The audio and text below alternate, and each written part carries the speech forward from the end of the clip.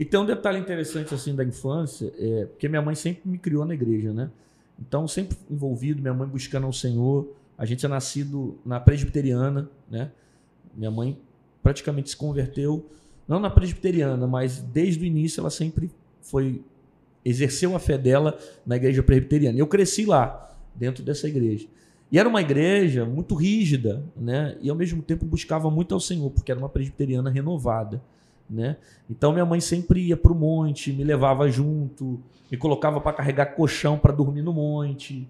A gente ficava passando vigílias, fazia retiros, orava. E muitas das vezes eu não queria, mas minha mãe levava. E pelo fato de estar perto, hoje eu vejo como isso fez bem para a minha vida espiritual, né? Muita coisa eu dedico também à minha mãe. Valeu a pena ela ter insistido em mim, até nos momentos que eu não queria.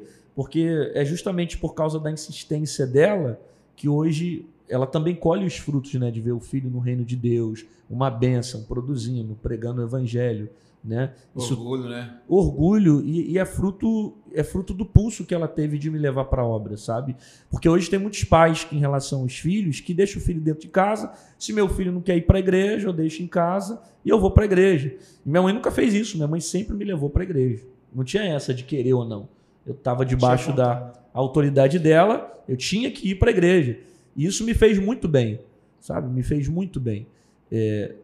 Claro que na hora eu não gostava, eu fazia cara feia, eu não achava legal com a minha mãe, mas lá na frente eu vi os frutos que isso gerou dentro de mim para o reino de Deus, né? Para a igreja, para essa sede que eu tive de me envolver com a obra de Deus. Por isso que eu acho que o pai e a mãe, ele deve insistir nos filhos, né? Insistir para levar o filho para a igreja. Aí você vai dizer, não, mas o meu filho não tem vontade de ir, não quer ir. Mas se ele ainda não é independente, se ele ainda está debaixo da sua autoridade, eu acho que é você que deve escolher o que é melhor para ele, né? E se você sabe o que é melhor para ele, você deve levá-lo.